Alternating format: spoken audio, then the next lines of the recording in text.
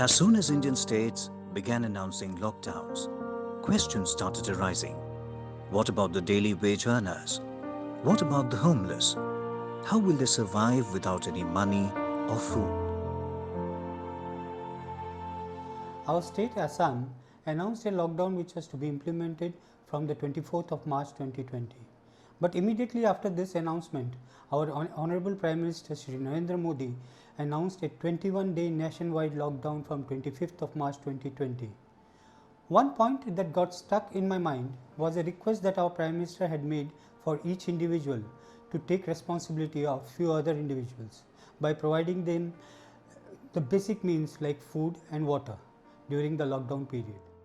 On the night before the lockdown, myself, Ashish Jalan and Pankaj Bansal were on a conference call. We were discussing about ways in which we could help the unprivileged section of the society. We knew that we could gather the financial resources, but could the money be converted to something suitable to direct human consumption, something which is absolutely ready to eat for the people. We had put a message in our chapter BNI Caliber WhatsApp group that we wanted to do something to help the poor in these difficult times. We gathered the members who were interested in joining hand with us in terms of financial help, volunteering, or whoever had any ideas about our way ahead. We formed another WhatsApp group with this member and started discussing about the ideas. The message that we put in our chapter WhatsApp group was also read by Dhruv Arya, a co-member who happens to own a restaurant and sweet shop chain in Guwahati. He called me immediately and told me that he had already started using his now idle kitchen for this noble cause.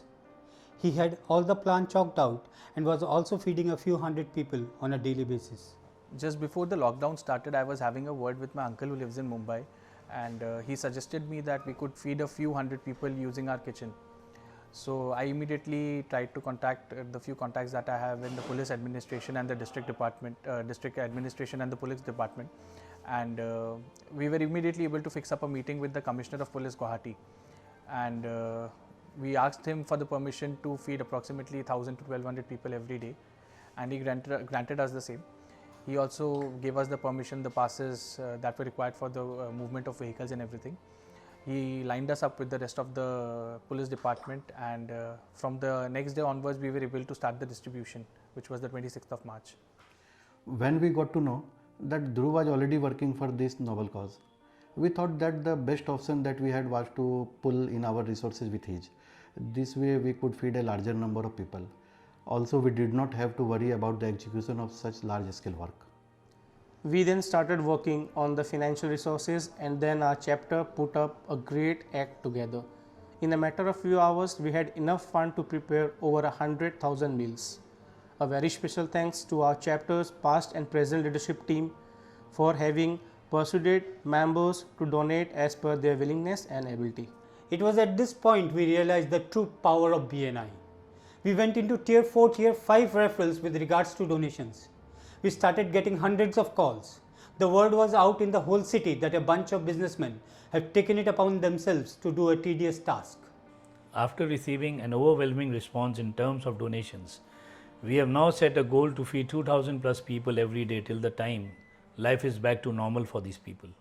After coming together with a large group of people and to feed so many people, we need the help of an external organization which could guide us regarding the areas and pockets where such population was present which would need our help.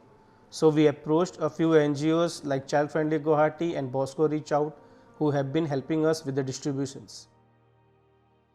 The menu includes khichdi, which is a combination of rice, pulses and dal, and vegetables as well, and we approximately serve 400 grams of it. This way we are able to look into the nutritional requirements of the people having the meal, as well as we are able to give them a fulfilling meal.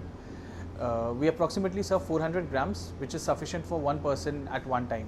Most of our staff lives within 100 meters of the kitchen. Since there is not too much of traveling involved, there is a lesser risk of contamination from the outside world. We start working at 6:30 in the morning. The food preparation is done with by 9:30. So we start with the packing after that. Each meal is packed conveniently in such a way that if a person is unable to finish it at one go, he or she can repack it and keep it for the future.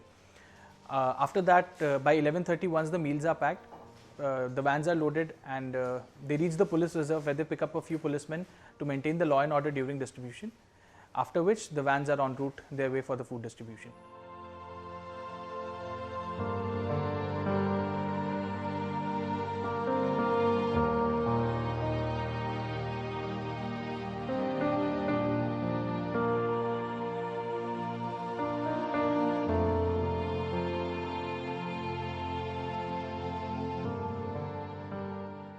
We hope to continue doing this work for quite some time now. The economy is going to take its time to stabilize. Till then, it's upon the better placed individuals in the society to take care of the underprivileged ones.